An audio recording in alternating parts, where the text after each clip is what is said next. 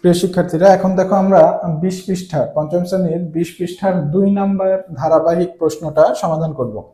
2 number ধারাবাহিক প্রশ্নটা আমরা স্ক্রিনে দেখতে পাচ্ছি, দেখো দেওয়া আছে, এখানে দেওয়া আছে 7 যোগ তৃতীয় বন্ধনী দ্বিতীয় বন্ধনী, তারপরে 45/9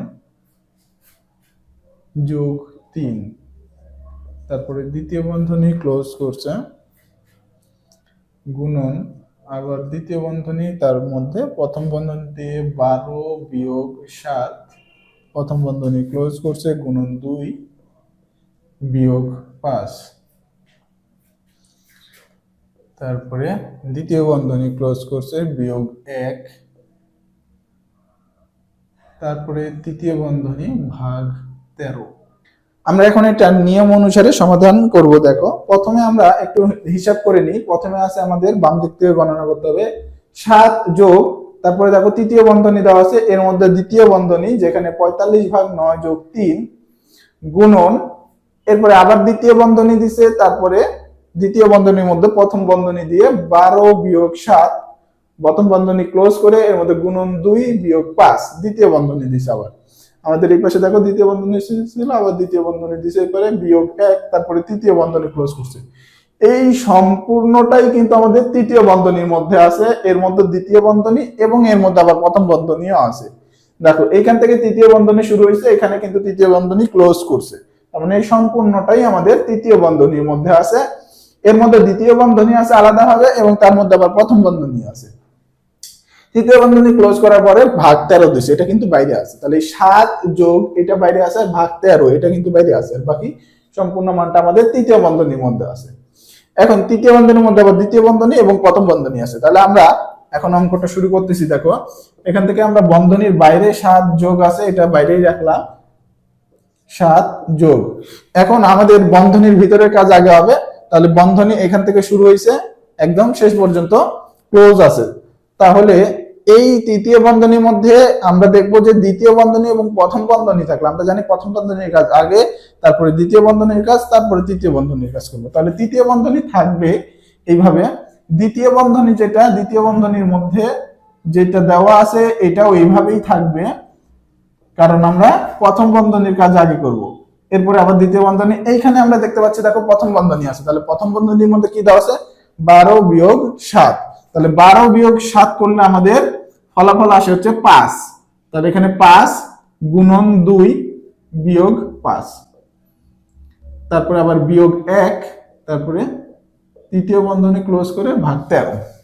দেখো, প্রথম বন্ধনীর কাজ আমাদের হয়ে গেছে। তাহলে এবার আমরা দ্বিতীয় বন্ধনীর কাজ করতে পারি। প্রথম বন্ধনী কিন্তু আর নেই আমাদের। আচ্ছা, আবার আমরা তৃতীয় বন্ধনী দিলাম। এরপর দ্বিতীয় বন্ধনী যেগুলো আছে, এই দ্বিতীয় বন্ধনীর ভিতরের কাজগুলো আমরা করব। তাহলে এইখানে দেখো দ্বিতীয় বন্ধনী আছে, দ্বিতীয় বন্ধনীর ভিতরে আবার গুণ ভাগ আছে। যদি দ্বিতীয় বন্ধনীর ভিতরে আবার গুণ ভাগ যোগ বিয়োগ সবগুলা একসাথে দেয়, তাহলে কিন্তু ওইখানে আমরা আগে গুণ এবং ভাগের কাজ করব, এরপরে যোগ বিয়োগের কাজ করব। তাহলে গুণ এবং ভাগের মধ্যে আবার কোনটা করব, যদি ভাগ আগে আসে, অর্থাৎ বাম দিক থেকে বন্ধনীর ভিতরেও একই নিয়মে আমরা হিসাব করব, যেভাবে আমরা সাধারণ ধারাবাহিক অঙ্কের ক্ষেত্রে হিসাব করি।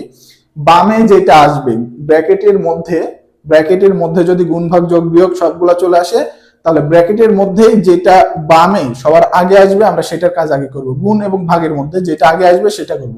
এরপরে গুণ ভাগের কাজ শেষ হলে যোগ এবং বিয়োগের যেটা আগে আসবে সেটা করব।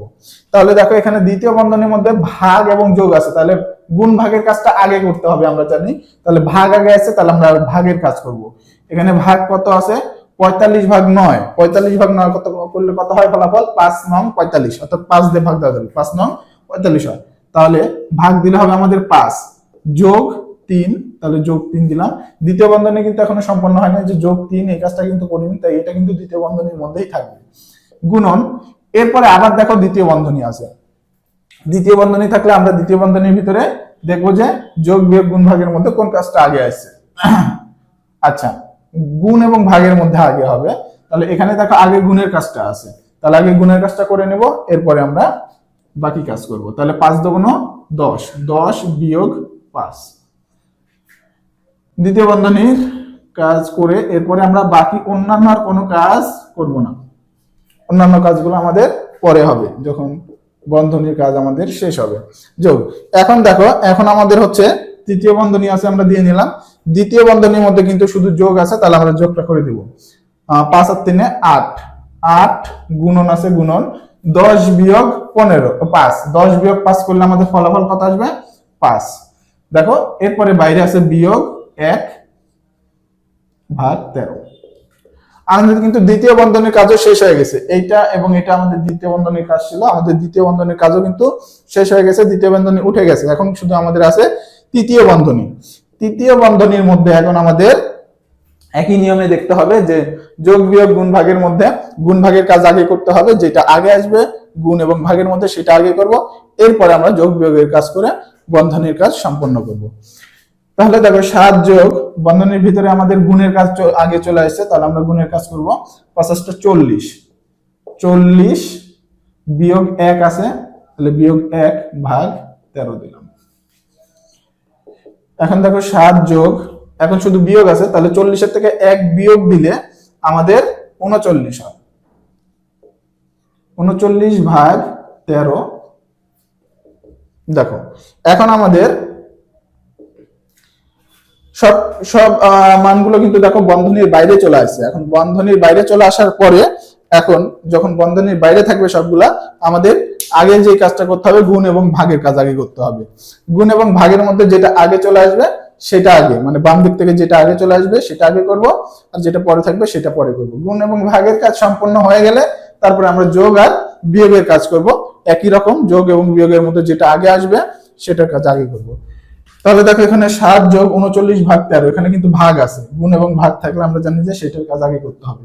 তাহলে 7 যোগ 39 ভাগ 13, 39 কে 13 দিয়ে ভাগ দিলে আমাদের ভাগফল আসে 13। দেখো 3, ভাগফল আসে 3। 13 কে 3 দিয়ে গুণ দিলে 3 3 কে 9, 3 কে 3 39 হয়, তাহলে 3 দিয়ে ভাগ দিলে মিলে যাবে, অর্থাৎ আমাদের ভাগফল কত? 3। তাহলে 7 যোগ এখানে 3 হবে, 7 যোগ 3 করলে আমাদের ফলাফল 10।